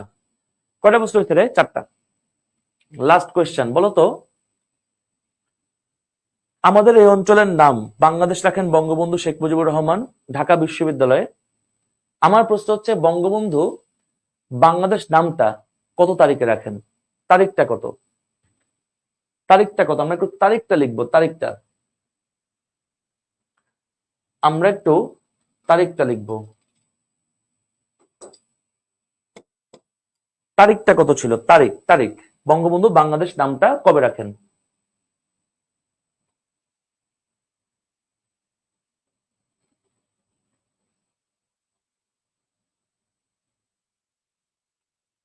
সালটা লিখলে ভালো হবে, সাল সহ লিখলে। যে হ্যাঁ, সাদাত, থ্যাংক ইউ। সাদাত সুন্দর করে লিখছে 1969 সালের 5 ডিসেম্বর। তারপর বাকি 2জন সাল লিখে নাই, তাই আমি ওদেরটা বললাম না। সাল সহ লিখতে হবে, সাল সহ লিখতে হবে। আচ্ছা, এই হচ্ছে আমার বঙ্গভঙ্গ পূর্ববর্তী। যখন আমরা আবার পাকিস্তান আমল পড়বো, সেখানে আমরা 47 থেকে 71 পর্যন্ত পড়বো। তাহলে আজকের ক্লাস আমরা কেমন বুঝছি একটু বলো তো আমাকে, কেমন বুঝছে আমাদের আজকে ক্লাস? কঠিন লাগছে? এটা কিন্তু অনেক বড় একটা টপিক, কঠিন টপিক বটে, কোনো সন্দেহ নাই তাতে। বাট আমরা এটা এখন ভালোভাবে বুঝতে পারছি কিনা, সহজে বুঝতে পারছি কিনা? আমি তোমাদের এই উত্তরটা একটু নিব, তারপরে আমরা ক্লাস শেষ করব। সাধারণত আমার ক্লাসের পরে খুব একটা ডাউট বা কনফিউশন থাকে না, বাট আমরা জিনিসটা পুরোপুরি মানে ধারাবাহিকভাবে বুঝতে পারছি কিনা, কিভাবে কোটার কোন ঘটনার কারণে কি হলো, কিভাবে হলো, এরপর রেজাল্ট কি হলো, ফলাফল কি হলো। ওকে, ওকে, ঠিক আছে। তাহলে তোমাদের সাথে আমার নেক্সট ক্লাসে আবার দেখা হবে ইনশাল্লাহ। তোমরা সে পর্যন্ত সবাই ভালো থাকো, সুস্থ থাকো। আর আজকে 7:30-এ, সরি আজকে 9টায় আবার তোমাদের বাংলা ক্লাস আছে মনে হয়, সেইফের পেজে তোমাদের ক্লাস আছে। তোমরা ক্লাসগুলো তোমরা এখন কিন্তু মানে যখন পাবা ক্লাস কিন্তু করবা, কারণ দেখো তুমি এই জিনিসটা হয়তো তোমার নিজের পড়তে তোমার যদি সময় লাগতো ধরো 10 ঘন্টা, আমার বিশ্বাস তোমার এইচএসসির আগে আর এই টপিকটা সমস্যা হবে না। হ্যাঁ, এটা নিয়ে আর কখনো সমস্যা হবে না, তুমি লিখতে পারবা। তোমার কলম চলতে হলে তোমার মাথায় ইনফরমেশন থাকতে হবে, তুমি তখন ব্ল্যাঙ্ক হয়ে যাবা, লিখতে পারবে না যখন তোমার মাথায় তথ্য থাকবে না। তো এই হচ্ছে ব্যাপার। তো আজকে এই পর্যন্তই, আমি তোমাদের কাছ থেকে এখন বিদায় নিব। তোমরা সবাই ভালো থেকো, সুস্থ থেকো। তোমাদের বাসায় যারা মুরব্বী আছে তাদেরকে আমার পক্ষ থেকে সালাম জানাবে। আর যারা ছোট ভাই বোন আছে ওদের ধরে গালটা টেনে দিবা, বলবা যে ফাইম ভাই দিতে বলছে, ঠিক আছে? আর সেফকে পাশে রাখো, সেফের পাশে থাকো, সেফের জন্য দোয়া করো, আমার জন্য দোয়া করো। সবাইকে আসসালামু আলাইকুম।